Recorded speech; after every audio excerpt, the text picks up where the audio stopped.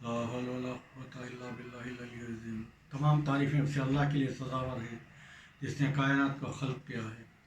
وہ پروردگار عالم اپنے کلام بلاغت میں ارشاد فرماتا ہے کہ ذالک الکتاب لا ریب فیہ ھدی للمتقین،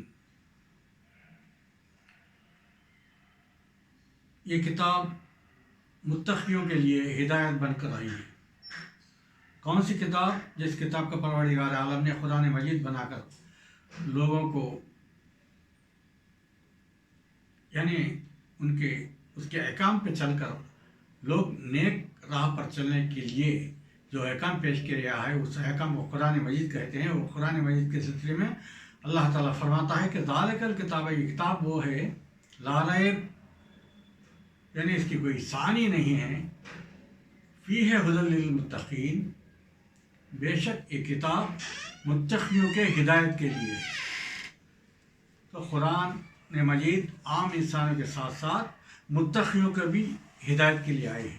جو قرآن مجید کے احکام پر چلے گا وہ متقی ہوگا۔ صرف قرآن مجید کے احکام پر چلنے سے ہمیں پورا پتہ نہیں چلتا کہ قرآن مجید میں کس انداز سے آیت کو پیش کیا ہے، لہذا اس کا ہادی ہونا ضروری ہے۔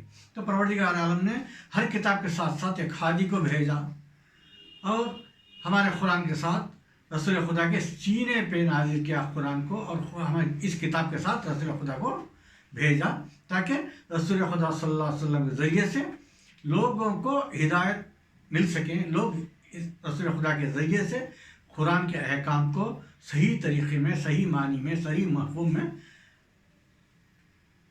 جان سکے۔ لہذا اسی وجہ سے رسول خدا صلی اللہ علیہ وسلم فرماتے ہیں ان کے سینے پہ قرآن نازل ہونے کے باوجود بھی یہاں ذالک الکتاب لا ریب فیہ ھدی للمتقین کہا پروردگار عالم نے، رسول خدا صلی اللہ علیہ وسلم فرماتے ہیں یا علیو انت، یعنی اے علی تم حبک الایمان والتقوی، اے علی آپ ایمان اور تمہاری محبت ایمان اور تقوی ہے۔ تو ہماری محبت سے رسول خدا فرماتے ہیں علی کی محبت سے ایمان اور تقوی حاصل ہوتا ہے۔ تو کیا علی وہ محبت کر دیے یا کچھ نعرے مار دیے تو علی والے ہو گئے؟ نہیں، پروردگار یہ بتانا چاہتا ہے رسول خدا کے ذریعے سے علی کے نقش قدم پر چلنا، یہ محبت ہے علی کی ساتھ ہم کرنے کے لیے۔ جو علی کرے ہیں وہ ہم کرنا چاہیے، جو علی جہاں جہاں جیسے جیسا قدم اٹھائے ہیں ویسے قدم ہم اٹھانا چاہیے۔ صرف محبت کے معنی سے یا علی بولتے بھائی جانا محبت نہیں ہے۔ علی اور اولاد علی، رسول اور اولاد رسول جیسا جیسا ہمارے لیے زندگی گزار کر گئے ہیں، کردار پیش کر گئے ہیں، وہ کردار پر ثابت قدم رہنا محبت ہے۔ صرف محبت سے مراد محبت کر دو یا پیار کر دو ان سے، یعنی علی بول دو، نہیں، یہ محبت سے مراد بہت ڈیپ سینس میں معنی رکھتا ہے کہ ان کے نقش قدم پر چلنا۔ یا علی انت حبک الایمان والتقوی، تمہاری محبت ایمان اور تقوی ہے۔ یعنی رسول فرماتے ہیں جو علی کے نقش قدم پر چلے گا وہی متقی ہوگا، وہی ایماندار ہوگا، وہی زاہد ہوگا، وہی عابد ہوگا۔ ان کے نقش قدم پر نہیں چلا، وہ نماز کیسے پڑھتے تھے ہم ویسا پڑھنا، وہ روزہ کیسا رکھتے تھے ویسے ہم کرنا، جیسے وہ روزہ حج یعنی حج کیسے کرتے تھے ہم کیسے کرنا، وہ بھوکے رہ کر غریبوں کو کھانا کھلاتے تھے ہم اس طریقے سے کرنا، اسے محبت علی یا اولاد علی یا محبت اہل بیت کہتے ہیں۔ یہ اہتمام قدرت ہے کہ ہر ہادی کو اللہ نے زہد و تقوی ایمان سے بلند تر کر کے پیش کیا۔ اسی وجہ سے انسان کا سر تسلیم خم ہو جاتا ہے ائمہ کے سامنے، چار معصومین کے سامنے، اللہ کے بھیجے ہوئے ہادیوں کے سامنے، کیونکہ ان کا ایمان، تقوی، زہد، پرہیزگاری اتنی بلند ہوتی ہے کہ عام لوگ ان کے سامنے جا کے سر خم کر دیتے ہیں کہ جتنا آپ کا مرتبہ ہے، جتنا آپ کا ایمان ہے، جتنا آپ کا زہد ہے، جتنا آپ کا تقوی ہے، ہم وہاں تک نہیں پا سکتے، تھوڑا کر سکتے ہیں۔ اے علی، اے اولاد علی، اے معصومین علیہ السلام، ہمیں ہمارے گناہ معاف کر دیجئے، ہماری کمی کو پورا کر دیجئے، ہمیں بخش دیجئے، اور ہمیں آپ کے ساتھ جنت میں جگہ عطا کیجئے۔ یہ دعا ہو سکتا ہے، مگر صرف علی کہہ کے کچھ عمل نہیں کر کے جنت میں جانا یہ خواب ہے، یہ جھوٹ ہے. لہذا اسی وجہ سے رسول نے فرمایا جو علی کے نقش قدم پر چلے گا، جو ائمہ معصومین علیہ السلام کے 14 معصومین علیہ السلام کے نقش قدم پر چلے گا، وہ اس کا ایمان، تقوی، ان کے محبت میں جو کرے گا وہ اعمال قبول کیے جائیں گے. جو اپنی ذات کو بچائے اسے متقی کہتے ہیں، جو تمام عالم کو بچائے اسے امام المتقین کہتے ہیں. جو اپنے بچانے کے لیے علم حاصل کریں اسے طالب علم کہتے ہیں. جو تمام عالم کو علم مہیا کرے، علم سکھائے، اسے باب العلم کل شیء احسنہ فی امام مبین کہتے ہیں. رسول کو دنیا نے ابتر کہا، مگر پروردگار عالم نے اس کے کمال مشیت سے نسل زہرا کو ابن رسول کہہ کر نوازا. ایسا ہی 8ویں امام علیہ السلام کے کو بھی لوگ سمجھتے تھے کہ خراسان میں کوئی اولاد نہیں ہے، لہذا 8ویں امام علی رضا علیہ السلام بھی ابتر نہیں. پروردگار عالم نے مدینے میں امام علیہ السلام کے ذریعے سے ایک اولاد کو عطا کیا، نازل کیا. ان کا نام ہے امام محمد تقی علیہ السلام. ایک شخص آ کے پوچھتا ہے، مولا آپ تو دنیا سے جا رہے ہیں، آپ کے بعد آپ کا وصی، آپ کے جانشین، آپ کے بعد ولی کون ہوگا؟ امام رضا علیہ السلام کہتے ہیں کہ میرے بعد میرا بیٹا، میرا جانشین اور امام ہوگا.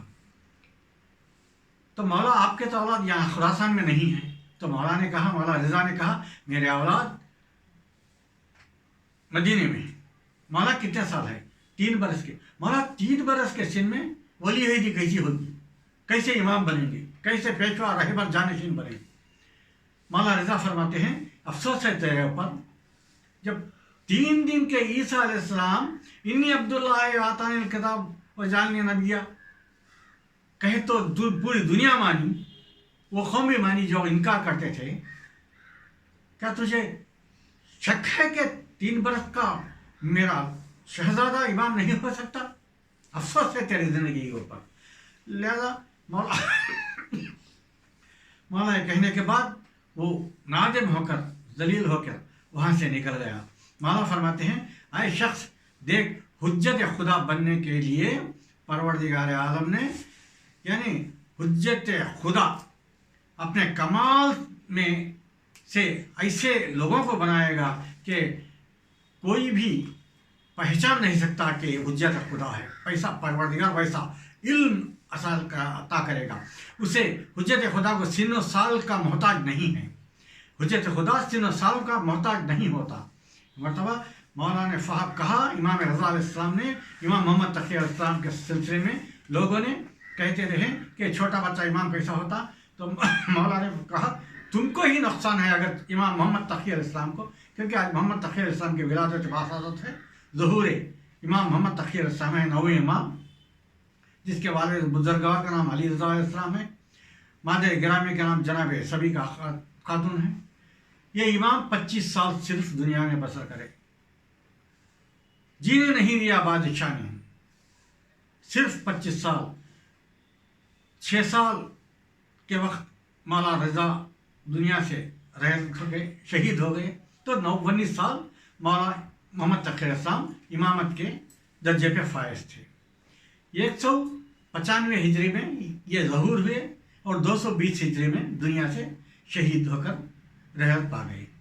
لہذا پروردگار عالم نے یعنی 811 ہجری، یہ 2020 کے لحاظ سے دیکھا جائے تو 811 ہجری میں امام علیہ السلام دنیا سے رحلت کر کے گئے.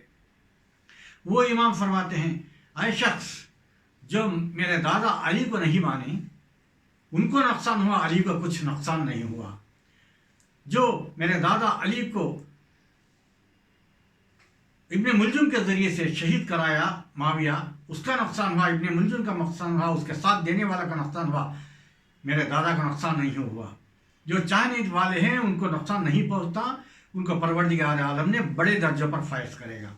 ویسا امام حسن علیہ السلام کو بھی معاویہ نے جوزہ بنت اشد سے زہر جلوایا، ان کا نقصان ہوا، امام کا نقصان کچھ نہیں ہوا. امام حسن علیہ السلام کو یزید نے علانیہ قتل کروایا، उन लोगों का ही नुकसान हुआ, इमाम हुसैन इस्लाम का नुकसान नहीं हुआ। उनके नक्श कदम पर जो चलें, उनसे जो मोहब्बत करते रहें, वो मुफलहून यानी फलाह पाते हैं। जो चौथे इमाम अलैहिस्सलाम के ज़माने में हश्शाम ने चौथे इमाम को ज़हर दिया, नुकसान हश्शाम का हुआ, चौथे इमाम का, उनके चाहने वालों का कुछ नहीं हुआ। पाँचवें इमाम के ज़माने में नुकसान अब्दुल मलिक का हुआ, जो पाँचवें इमाम को ज़हर दिया, पाँचवें इमाम को और उनके चाहने वाले को नुकसान कुछ नहीं हुआ। छठवें इमाम इस्लाम के ज़माने में मंसूर ने छठवें इमाम को ज़हर दिया, उसका नुकसान उसके चाहने वालों का नुकसान हुआ, इमाम और इमाम के चाहने वालों का नुकसान नहीं है, फलाह पाते हैं। सातवें इमाम इस्लाम के ज़माने में हारून को नुकसान हुआ, क्योंकि हारून ने सातवें इमाम को कैद रखा और ज़हर दिया, उसका नुकसान उसके चाहने वालों का नुकसान हुआ, मगर इमाम और इमाम के चाहने वाले फलाह ही पाते गए। आठवें इमाम के ज़माने में मामून रहा, उसके बाद मुतवक्किल ने इमाम को ज़हर दिया, उसका नुकसान हुआ, चाहने वालों का नुकसान नहीं होता, वो फलाह पाते जाएंगे। नौवें इमाम से मेरे बेटे के ज़माने में मोतसम नुकसान में पहुँचेगा, वो जहन्नम जाएगा, उसके चाहने वाले जाएंगे। मेरे बेटे मोहम्मद तकी के चाहने वाले नुकसान में नहीं होंगे, फलाह पाएंगे।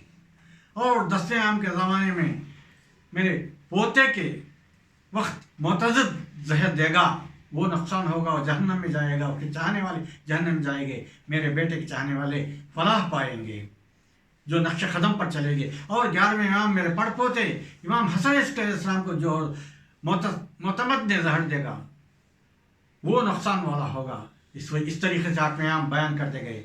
जब 9वें इमाम का दौर आया तो 9वें इमाम इतने उलूम को उभारे कि दुनिया देखती ही रही कि 9वें इमाम का वक्त ही था कि ये सही बुखारी, सही मुस्लिम की किताबें आम में आए। तो मौला से आके पूछा जाता, मोहम्मद तकी अलैहिस्सलाम से जाके पूछते हैं कि मौला ये हदीस ऐसी है, ये हदीस ऐसी है। मौला ने कहा जो कुरान से मिला हो वो हदीस सच है तो हदीस समझो, नहीं तो हदीस को काट दो, ये झूठी हदीस है। क्या तुमने नहीं सुना? मेरे नाना ने रसूल खुदा सल्लल्लाहु अलैहि वसल्लम ने फरमाया कि मेरे बाद झूठे हदीसें गढ़ेंगे, वो जहन्नम में वासिल होंगे। ऐसे ही ये इसमें से बहुत से हदीसें झूठी हैं, लिहाजा झूठी हदीसों को न मानना। मौला इमाम मोहम्मद तकी अलैहिस्सलाम ने इल्म को इतनी तरीके से उभारा और कहते हैं हमारे फजीलतों को बारे में तुम न सोचना, तुम्हारे मौत के बारे में, तुम्हारे आखिरत के बारे में सोच लेना। इमाम मोहम्मद तकी अलैहिस्सलाम फरमाते हैं जहालत का एतराफ़ करके लौला अली उमर कह के उमर ने जहालत का एतराफ़ करने के बावजूद लोगों ने उसे खलीफा माना। यहाँ मेरे दादा सलूनी खदन तफ़क़दूनी कहने के बावजूद मेरे दादा को इमाम नहीं माना, मौला कायनात को इमाम नहीं माना। ये लोग हैं, ये लोगों से तुम भटकना नहीं, ये लोगों के चाल पे तुम चलना नहीं। हम जो चाल बताए हैं, हम जो किरदार बताए हैं, हम जो तरीक़ा पेश करे हैं आपके सामने, उस तरीक़े पे आने वाला ही सही दीन पर गामज़न रहेगा, वही राह सिरात मुस्तकीम पर गामज़न रहेगा, वही फलाह पाने वाला होगा, वही जन्नत में जाएगा। ये लोगों, एक मरतबा मोहम्मद तकी अलैहिस्सलाम के यहाँ आकर यहिया इब्न अक्सम नामी बड़ा खादी था उस वक्त के बादशाह के यहाँ। तो वो मोतसम का बादशाह था, मोतसम बादशाह था उस वक्त। उसका ये खादी था यहिया बिन अक्सम। यहिया बिन अक्सम ने चैलेंज किया मैं वक्त का आलिम हूँ। तो मरतबा दरबार में बुलाया गया, इमाम को मिंबर दिया गया, इमाम मोहम्मद तकी अलैहिस्सलाम मिंबर पे बैठे। यहिया बिन अक्सम अपने खादी के दर्जे पे फाइल हुआ था।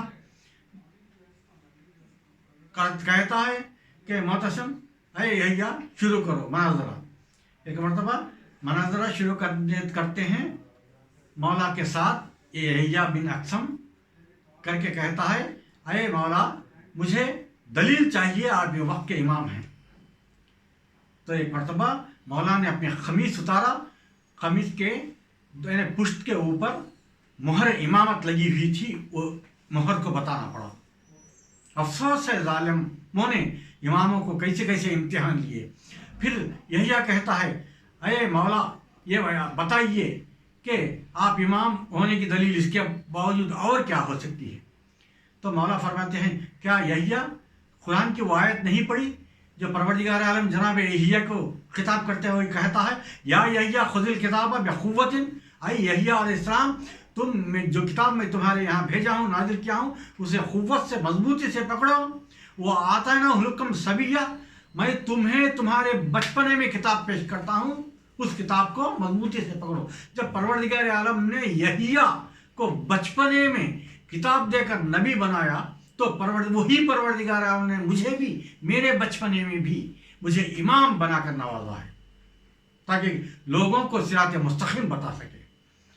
مولا امام محمد تقی علیہ السلام فرماتے ہیں اے لوگو اعلم لا تکونو، اے لوگو جان لو تم تکونو لو لنا ولی، تم ہمارے جانثار اور محب اور ہمارے فرما بردار نہیں ہو سکتے جب تک کنڈیشن بولتے ہیں امام محمد تقی علیہ السلام کہ یعلم ان تکونوا لنا